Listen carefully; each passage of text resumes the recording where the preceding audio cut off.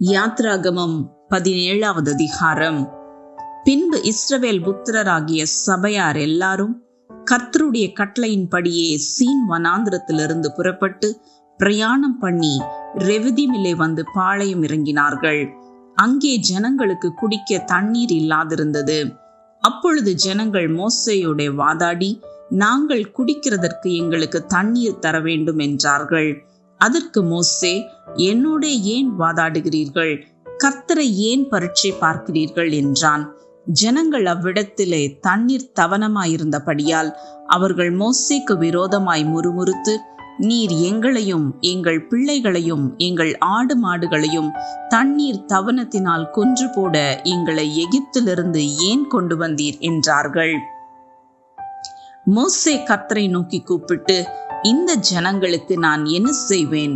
இவர்கள் என் மேல் கல்லெறிய பார்க்கிறார்களே என்றான். அப்பொழுது கர்த்தர் மோசேயை நோக்கி, நீ இஸ்ரவேல் மூப்பரில் சிலரை உன்னோடே கூட்டிக் கொண்டு நீ நதியை அடித்த உன் கோலை உன் கையிலே பிடித்து கொண்டு ஜனங்களுக்கு முன்னே நடந்து போ. அங்கே ஓரேபிலே நான் உனக்கு முன்பாக கன்மலையின் மேல் நிற்பேன். நீ அந்த கன்மலையை அடி. அப்பொழுது ஜனங்கள் குடிக்க அதிலிருந்து தண்ணீர் புறப்படும் என்றார். அப்படியே மோசே இஸ்ரவேல் மூப்பரின் கண்களுக்கு முன்பாக செய்தான். இஸ்ரவேல் புத்திரர் வாதாடினதின் நிமித்தமும் கர்த்தர் எங்கள் நடுவில் இருக்கிறாரா இல்லையா என்று அவர்கள் கர்த்தரை பரீட்சை பார்த்ததின் நிமித்தமும் அவன் அந்த ஸ்தலத்திற்கு மாசா என்றும் மேரிபா என்றும் பெயரிட்டான். அமலேக்கியர் வந்து ரெவிதீமிலே இஸ்ரவேலரோட யுத்தம் பண்ணினார்கள். அப்பொழுது மோசே யோசுவாவை நோக்கி, நீ நமக்காக மனிதரை தெரிந்து கொண்டு புறப்பட்டு அமலேக்கூட யுத்தம் பண்ணு. நாளைக்கு நான் மலையுச்சியில் தேவனுடைய கோலை என் கையில் பிடித்து கொண்டு நிற்பேன் என்றான். யோசுவா தனக்கு மோசே சொன்னபடியே செய்து அமலேக்கூட யுத்தம் பண்ணினான். மோசேயும் ஆரோனும் ஊர் என்பவனும் மலையுச்சியில் ஏறினார்கள். மோசே தன் கையை ஏறெடுத்திருக்கையில் இஸ்ரவேலர் மேற்கொண்டார்கள். அவன் தன் கையை தாழ விடுகையில் அமலேக்கு மேற்கொண்டான். மோசேயின் கைகள் அசந்து போயிற்று. அப்பொழுது அவர்கள் ஒரு கல்லை கொண்டு வந்து அவன் கீழே வைத்தார்கள். அதன் மேல் உட்கார்ந்தான். ஆரோனும் ஊரும் ஒருவன் ஒரு பக்கத்திலும் ஒருவன் மறுபக்கத்திலும் இருந்து அவன் கைகளை தாங்கினார்கள்.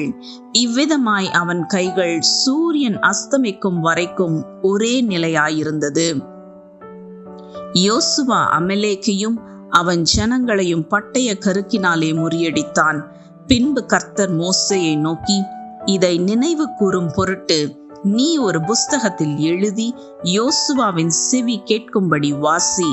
அமலேக்கை வானத்தின் கீழெங்கும் இராதபடிக்கு நாசம் பண்ணுவேன் என்றார். மோசே ஒரு பலிபீடத்தை கட்டி அதற்கு யெகோவா நிசி என்று பெயரிட்டு, அமலேக்கின் கை கர்த்தருடைய சிங்காசனத்திற்கு விரோதமாய் இருந்தபடியால் தலைமுறை தலைமுறை தோறும் அவனுக்கு விரோதமாய் கர்த்தரின் யுத்தம் நடக்கும் என்றான். யாத்ராகமம் 18வது அதிகாரம்.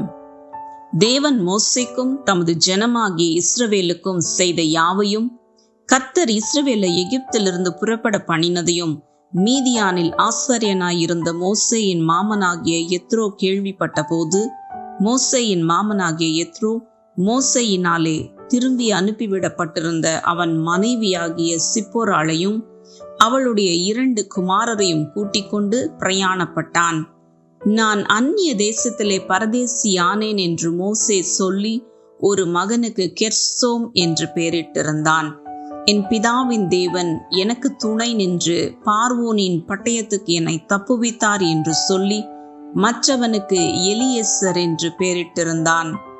மோசேயின் மாமனாகிய யெத்ரோ மோசேயின் குமாரரோடும் அவன் மனைவியோடும் கூட அவன் பாளையமிறங்கியிருந்த தேவ பர்வதத்தின் இடத்தில் வனாந்திரத்துக்கு வந்து, யெத்ரோ என்னும் உம்முடைய மாமனாகிய நானும் உம்முடைய மனைவியும் அவளோடே கூட அவளுடைய 2 குமாரரும் உம்மிடத்திற்கு வந்திருக்கிறோம் என்று மோசேக்கு சொல்லி அனுப்பினான். அப்பொழுது மோசே தன் மாமனுக்கு எதிர்கொண்டு போய் அவனை வணங்கி முத்தம் செய்தான். ஒருவரை ஒருவர் சுக செய்தி விசாரித்து கொண்டு கூடாரத்துக்குள் பிரவேசித்தார்கள்.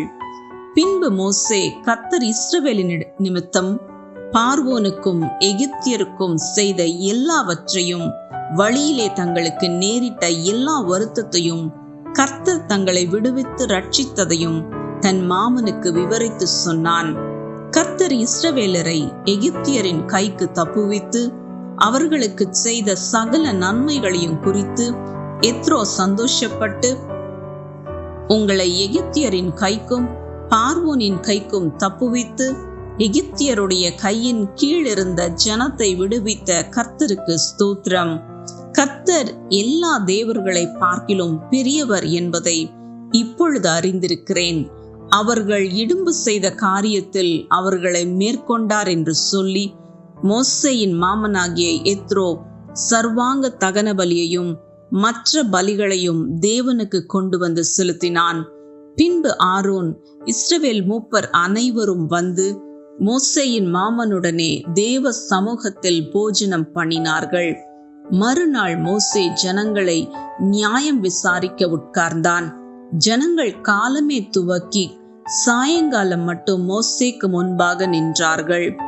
ஜனங்களுக்கு அவன் செய்த யாவையும் மோசேயின் மாமன் கண்டு, நீர் ஜனங்களுக்கு செய்கிற இந்த காரியம் என்ன? நீர் ஒன்றியாய் உட்கார்ந்திருக்கவும் ஜனங்கள் எல்லாரும் காலமே துவக்கி சாயங்காலம் மட்டும் உமக்கு முன்பாக நிற்கவும் வேண்டியது என்ன என்றான். அப்பொழுது மோசே தன் மாமனை நோக்கி, தேவனிடத்தில் விசாரிக்கும்படி ஜனங்கள் என்னிடத்தில் வருகிறார்கள்.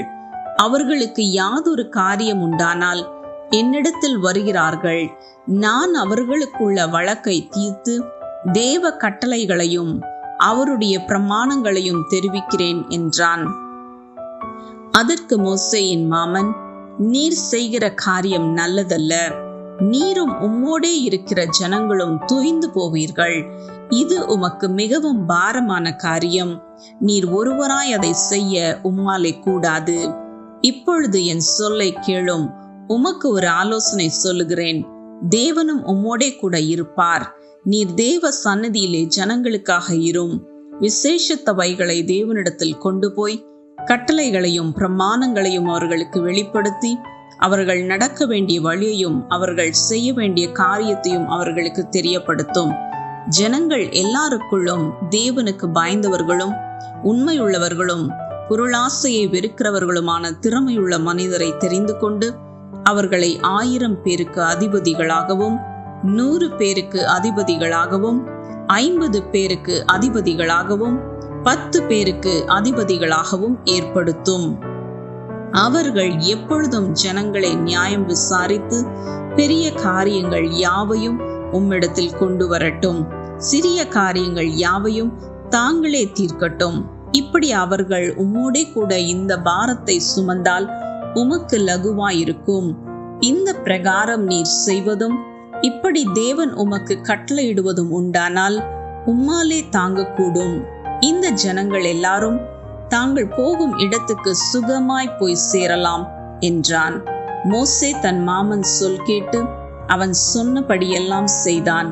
மோசே இஸ்ரவேலர் எல்லாரிலும் திறமையுள்ள மனிதரை தெரிந்து கொண்டு அவர்களை 1000 பேருக்கு அதிபதிகளாகவும் 100 பேருக்கு அதிபதிகளாகவும் 50 பேருக்கு அதிபதிகளாகவும் 10 பேருக்கு அதிபதிகளாகவும் ஜனங்கள் மேல் தலைவராக்கினான். அவர்கள் எப்பொழுதும் ஜனங்களை நியாயம் விசாரித்தார்கள். வருத்தமான காரியங்களை மாத்திரம் மோசேயினிடத்தில் கொண்டு வந்தார்கள். சிறிய காரியங்களை எல்லாம் தாங்களே தீர்த்தார்கள். பின்பு மோசே தன் மாமனை அனுப்பிவிட்டான். அவன் திரும்ப தன் தேசத்துக்கு போய்விட்டான். யாத்ராகமம் 19வது அதிகாரம். இஸ்ரவேல் புத்திரர் எகிப்து தேசத்திலிருந்து புறப்பட்ட 3ஆம் மாதம் 1ஆம் நாளிலே சீனாய் வனாந்திரத்தில் சேர்ந்தார்கள். அவர்கள் ரெவிதீமிலிருந்து பிரயாணம் புறப்பட்டு சீனாய் வனாந்திரத்தில் சேர்ந்து அந்த வனாந்திரத்தில் பாளையம் இறங்கினார்கள். இஸ்ரவேலர் அங்கே மலைக்கு எதிராக பாளையம் இறங்கினார்கள். மோசே தேவனிடத்திற்கு ஏறி போனான். கர்த்தர் மலையிலிருந்து அவனை கூப்பிட்டு, நீ யாக்கோபு வம்சத்தாருக்கு சொல்லவும் இஸ்ரவேல் புத்திரருக்கு அறிவிக்கவும் வேண்டியது என்னவென்றால், நான் எகிப்தியருக்கு செய்ததையும் நான் உங்களை கழுகுகளுடைய செட்டைகளின் மேல் சுமந்து உங்களை என் அண்டையிலே சேர்த்து கொண்டதையும் நீங்கள் கண்டிருக்கிறீர்கள். இப்பொழுது நீங்கள் என் வாக்கை உள்ளபடி கேட்டு என் உடன்படிக்கையை கைக்கொள்வீர்களானால் சகல ஜனங்களிலும் நீங்களே எனக்கு சொந்த சம்பத்தாயிருப்பீர்கள். பூமியெல்லாம் என்னுடையது. நீங்கள் எனக்கு ஆசாரிய ராஜ்யமும் பரிசுத்த ஜாதியுமாய் இருப்பீர்கள் என்று நீ இஸ்ரவேல் புத்திரரோடே சொல்ல வேண்டிய வார்த்தைகள் என்றார். மோசே வந்து ஜனங்களின் மூப்பரை அழைப்பித்து கர்த்தர் தனக்கு கற்பித்த வார்த்தைகளை எல்லாம் அவர்களுக்கு முன்பாக சொன்னான். அதற்கு ஜனங்கள் எல்லாரும் ஏகமாய் கர்த்தர் சொன்னவைகளை எல்லாம் செய்வோம் என்று பிரத்யுத்தரம் சொன்னார்கள். ஜனங்கள் சொன்ன வார்த்தைகளை மோசே கர்த்தரிடத்தில் தெரிவித்தான். அப்பொழுது கர்த்தர் மோசேயை நோக்கி, நான் உன்னோடே பேசும்போது ஜனங்கள் கேட்டு உன்னை என்றைக்கும் விசுவாசிக்கும்படி நான் கார் மேகத்தில் உன்னிடத்திற்கு வருவேன் என்றார். ஜனங்கள் சொன்ன வார்த்தைகளை மோசே கர்த்தருக்கு சொன்னான். பின்னும் கர்த்தர் மோசேயை நோக்கி, நீ ஜனங்களிடத்தில் போய் இன்றைக்கும் நாளைக்கும் அவர்களை பரிசுத்தப்படுத்து. அவர்கள் தங்கள் வஸ்திரங்களை தோய்த்து 3ஆம் நாளைக்கு ஆயத்தப்பட்டிருக்க கடவர்கள். 3ஆம் நாளில் கர்த்தர் சகல ஜனங்களுக்கும் பிரத்யட்சமாக சீனாய் மலையின் மேல் இறங்குவார். ஜனங்களுக்கு சுற்றிலும் நீ ஒரு எல்லை குறித்து அவர்கள் மலையில் ஏறாத படிக்கும் அதன் அடிவாரத்தை தொடாத படிக்கும் எச்சரிக்கையாயிருங்கள் என்று அவர்களுக்கு சொல். மலையை தொடுகிறவன் எவனும் நிச்சயமாகவே கொல்லப்படுவான். ஒரு கையும் அதை தொடலாகாது. தொட்டால் நிச்சயமாக கல்லெறியுண்டு அல்லது ஊடுருவை எய்யுண்டு சாக வேண்டும். மிருகமானாலும் சரி மனிதனானாலும் சரி உயிரோடே வைக்கப்படலாகாது. எக்காலம் நெடுந்துணியாய் தொனிக்கையில் அவர்கள் மலையின் அடிவாரத்தில் வரக்கடவர்கள் என்றார். மோசே மலையிலிருந்து இறங்கி ஜனங்களிடத்தில் வந்து அவர்களை பரிசுத்தப்படுத்தினான். அவர்கள் தங்கள் வஸ்திரங்களை தோய்த்தார்கள். அவன் ஜனங்களை நோக்கி, 3ஆம் நாளுக்கு ஆயத்தப்பட்டிருங்கள், மனைவியினிடத்தில் சேராதிருங்கள் என்றான். 3ஆம் நாள் விடியற்காலத்தில் இடி முழக்கங்களும் மின்னல்களும் மலையின் மேல் கார் மேகமும் மகா பலத்த எக்காள சத்தமும் உண்டாயிற்று. பாளையத்தில் இருந்த ஜனங்கள் எல்லாரும் நடுங்கினார்கள்.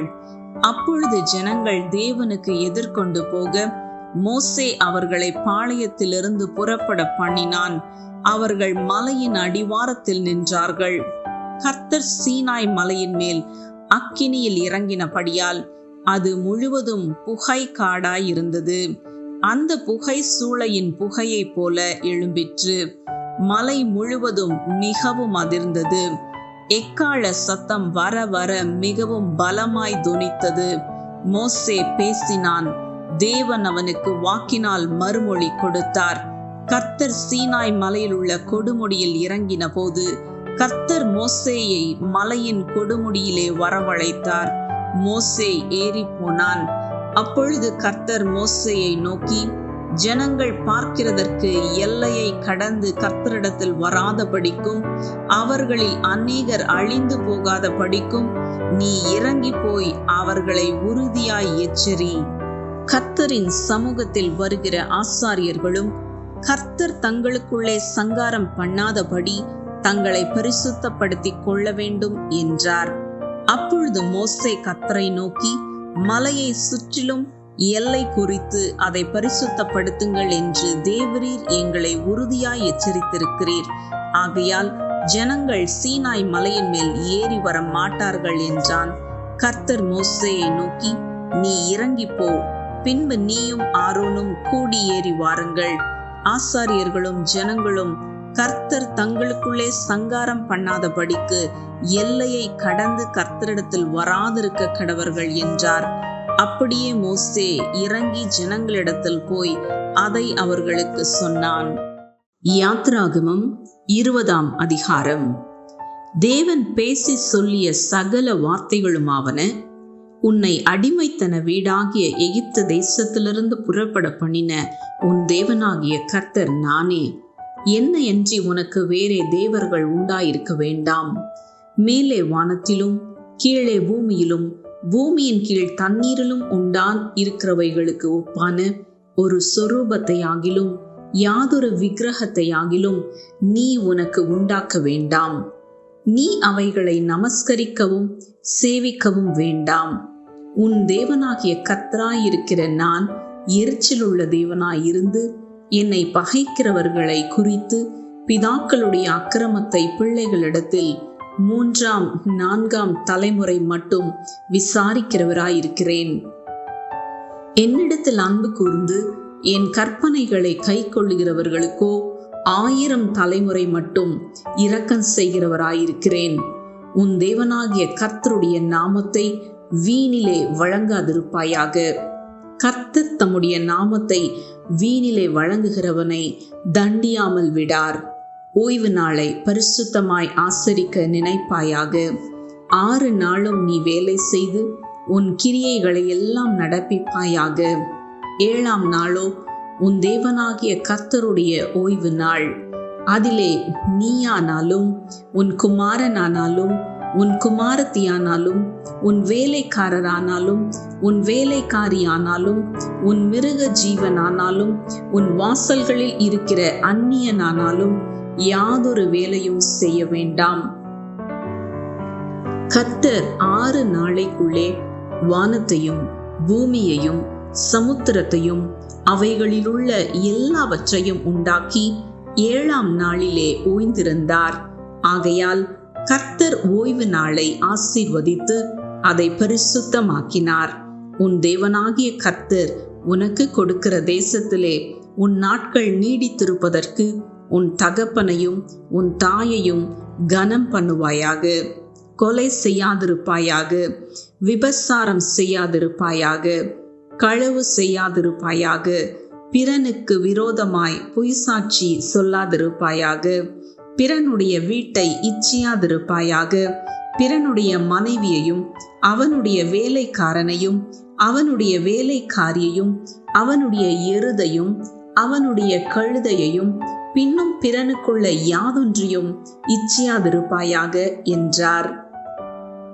ஜனங்கள் எல்லாரும் இடி முழக்கங்களையும் மின்னல்களையும் எக்காள சத்தத்தையும் மலை புகைகிறதையும் கண்டார்கள்.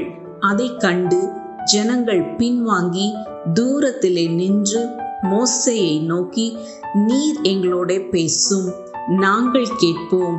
தேவன் எங்களோட பேசாதிருப்பாராக. பேசினால் நாங்கள் செத்து போவோம் என்றார்கள். மோசே ஜனங்களை நோக்கி, பயப்படாதிருங்கள்.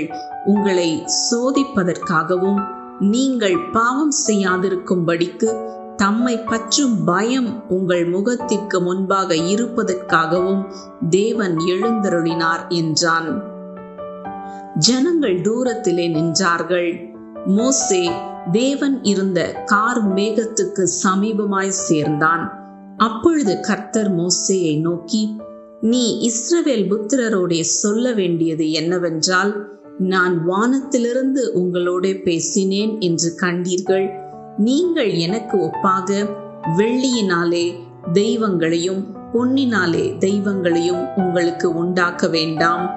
மண்ணினாலே பலிபீடத்தை எனக்கு உண்டாக்கி அதின்மேல் உன் ஆடுகளையும் உன் மாடுகளையும் சர்வாங்க தகன பலியாகவும் சமாதான பலியாகவும் செலுத்துவாயாக.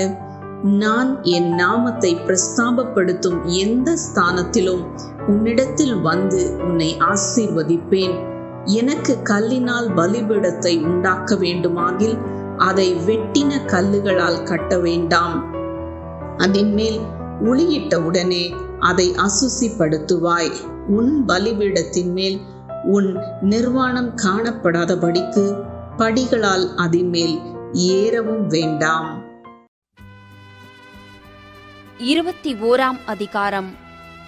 மேலும் நீ அவர்களுக்கு அறிவிக்க வேண்டிய பிரமாணங்களாவன, எபிரெயரில் ஒரு அடிமையை கொண்டாயானால் அவன் 6 வருஷம் சேவித்து 7ஆம் வருஷத்திலே ஒன்றும் கொடாமல் விடுதலை பெற்று போக கடவன். ஒன்றிக்காரனாய் வந்திருந்தானால் ஒன்றிக்காரனாய் போக கடவன். விவாகம் பண்ணினவனாய் வந்திருந்தானால் அவன் பெண் சாதி அவனோடே கூட போகக் கடவள். அவன் எஜமான் அவனுக்கு ஒரு பெண்ணை விவாகம் செய்து கொடுத்தும் அவள் அவனுக்கு ஆண் பிள்ளைகளையாவது பெண் பிள்ளைகளையாவது பெற்றும் இருந்தால் அந்த பெண்ணும் அவள் பிள்ளைகளும் அவள் எஜமானைச் சேரக் கடவர்கள். அவன் மாத்திரம் ஒன்றியாய் போகக் கடவன். அந்த வேலைக்காரன், என் எஜமானையும் என் பெண் சாதியையும் என் பிள்ளைகளையும் நேசிக்கிறேன், நான் விடுதலை பெற்று போக மனதில்லை என்று மனப்பூர்வமாய் சொல்வானானால் அவன் எஜமான் அவனை நியாயாதிபதிகளிடத்தில் அழைத்து கொண்டு போய் அவனை கதவின் அருகேயாவது கதவு நிலையின் அருகேயாவது சேரப் பண்ணி அங்கே அவன் எஜமான் அவன் காதை கம்பியினாலே குத்தக் கடவன். பின்பு அவன் என்றைக்கும் அவனிடத்திலே சேவித்துக் கொண்டிருக்க கடவன்.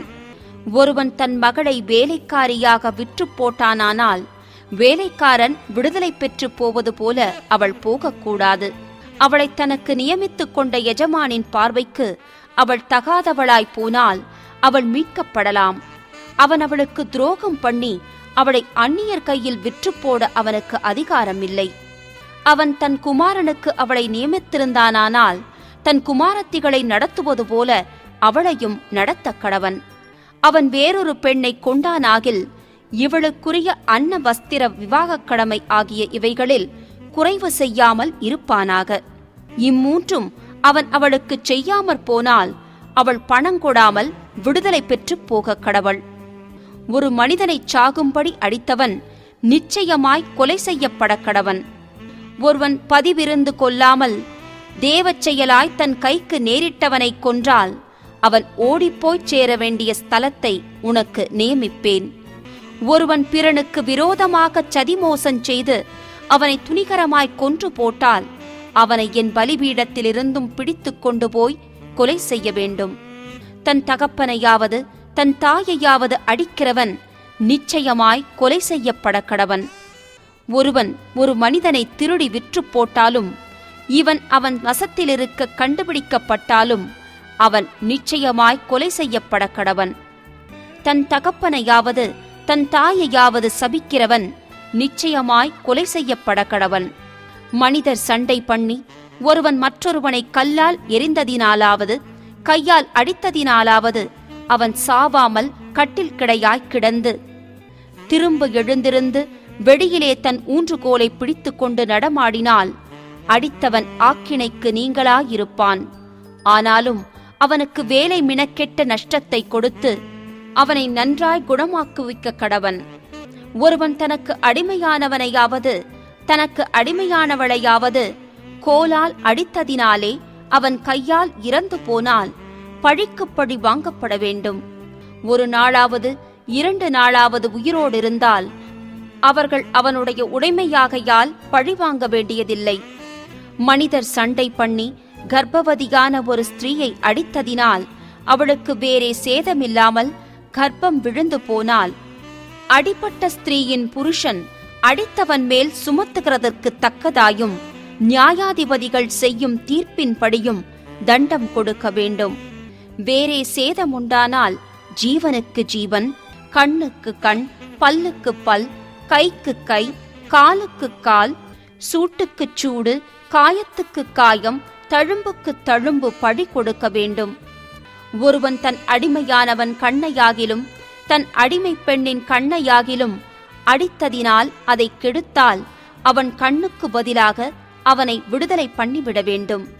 அவன் தன் அடிமையானவன் பல்லையாவது தன் அடிமை பெண்ணின் பல்லையாவது உதிர அடித்தால் அவன் பல்லுக்கு பதிலாக அவனை விடுதலை பண்ணிவிட வேண்டும்.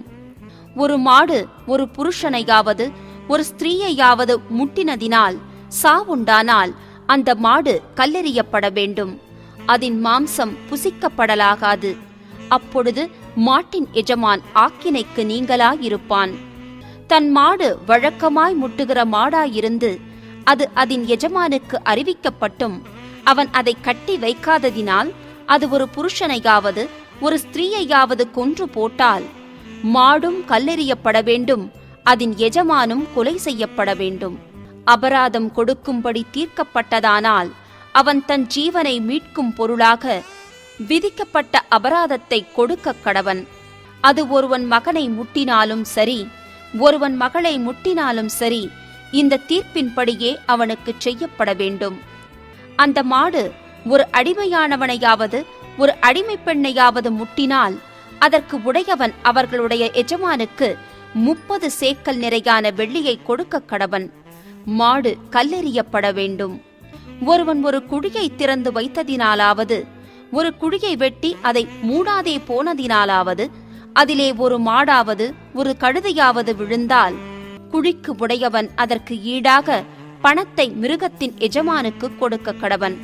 செத்ததோ அவனுடையதாக வேண்டும். ஒருவனுடைய மாடு மற்றவனுடைய மாட்டை முட்டினதினால் அது செத்தால் உயிரோடு இருக்கிற மாட்டை அவர்கள் விற்று அதன் கிரயத்தை பங்கிட்டு செத்ததையும் பங்கிட்டுக் கொள்ள கடவர்கள்.